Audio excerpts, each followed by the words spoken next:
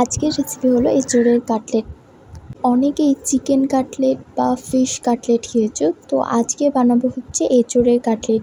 বাজারে বেশ ভালোই এঁচোড় চলে এসেছে এবং আমাদের খাওয়াও হচ্ছে। আজকে সেই এঁচোড় দিয়েই বানাবো হচ্ছে এঁচোড়ের কাটলেট। তো চলো দেখে নাও এঁচোড়ের কাটলেটের জন্য কী কী লাগে। প্রথমে নিয়েছি একদম কুচানো করা পেঁয়াজ, তারপর কুচি করা ধনেপাতা এবং লঙ্কা কুচি করা এবং বেটে রাখা আদা এবং বেটে রাখা রসুন নিয়েছি মশলা হিসাবে।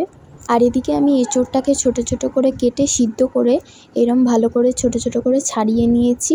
একদম একেবারে ঝুড়ো ঝুড়ো করে এঁচোড়গুলোকে ছাড়িয়ে নিয়েছি। দেখো আমি যেইভাবে ছাড়িয়ে নিয়েছি সেইভাবেই ছাড়িয়ে নেবে।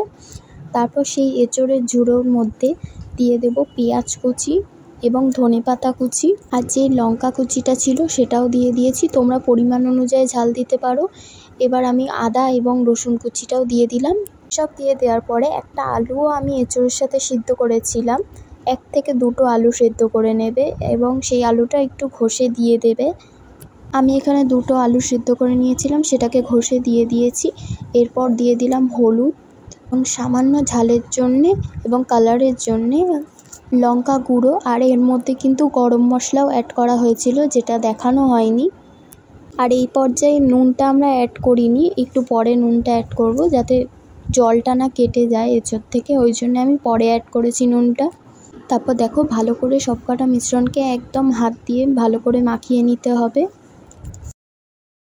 দেখে নাও আমি যেইভাবে হাত দিয়ে ভালো করে মেখে নিচ্ছি সেইভাবেই মেখে নেবে। এদিকে আমি কিছুটা বাদাম ভিজিয়ে রেখেছিলাম, যেটার খোসা তুলে ছোট ছোট করে আমি দিয়ে দিয়েছি এর মধ্যে। তোমরা বাদামটা স্কিপ করতে পারো। আর এর মধ্যে দিয়ে দিয়েছিলাম 1 চামচ কর্নফ্লাওয়ার, 1 চামচ বেসন দিয়ে দিয়েছিলাম।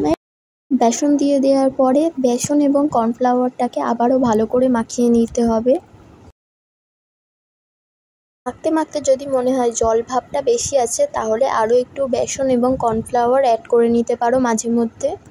আমিও দেখো মাখতে মাখতে মনে পড়লো যে একটু মনে হয় বেসন এবং কর্নফ্লাওয়ার লাগবে, আর সামান্য পরিমাণ করে নিয়ে নিয়েছিলাম কর্নফ্লাওয়ার এবং বেসন। এবং তারপরেও ভালো করে আবারও মেখে নিয়ে যখন দেখবে একদম মাখাটা কমপ্লিট হয়ে গেছে, আর একটু সামান্য পরিমাণ নুন দিয়ে দিলাম। নুন দিয়ে এবার ভালো করে মেখে নেব।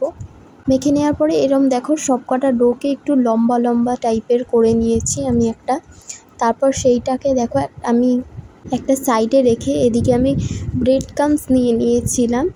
তোমরা চাইলে এটা টোস্ট বিস্কুটকে গুঁড়ো করে নিতে পারো, তাহলেও কিন্তু একই লাগে, খুব একটা খারাপ লাগে না।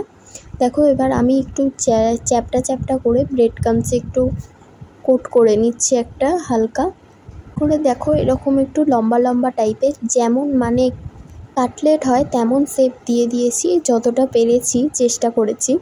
দেখো আমার এখানে 5টা কাটলেট রেডি হয়ে গেছে। এদিকে আমি একটা সসপ্যান নিয়ে তার মধ্যে তেল দিয়ে দিয়েছি। যখন তেলটা গরম হয়ে আসবে, একদম গরম করবে না, মিডিয়াম গরম যখন হবে, তখন এই কাটলেটগুলোকে দিয়ে একে একে ভেজে তুলে নেবে। এগুলো যখন ভাজবে একটা কথা মাথায় রাখবে, তখন কিন্তু একদম হাই ফ্লেমে গ্যাসটা দেবে না, লো ফ্লেমে দিয়েই এটাকে ভেজে নেবে, বা মাঝে মধ্যে মিডিয়ামেও দিতে পারো, কিন্তু হাই ফ্লেমে দেবে না, তাহলে কাটলেটগুলো পুড়ে যেতে পারে, তখন কিন্তু খেতে ভাল লাগবে না। ওই জন্য আমি লো টু মিডিয়াম আঁচে রেখে এই কাটলেটগুলোকে ভেজে নিচ্ছি। দেখো আমার মেয়েও সাইডে ছোট ছোট এরকম কাটলেট বানিয়ে নিয়েছিল, কি সুন্দর লাগছিল না? কথা ছিল হচ্ছে সেটাও ভেজে দিতে, তো আমি সেটাও ভেজে দিচ্ছি। আর আমার দেখো কাটলেটগুলো ভাজা হয়ে গেছে। এরপর আমি একটু তেলটা ছেঁকে তুলে নিচ্ছি একটা প্লেটে। এরমভাবে একে একে কাটলেট ভেজে নিলেই রেডি হয়ে যাবে আমাদের এঁচোড়ের কাটলেট।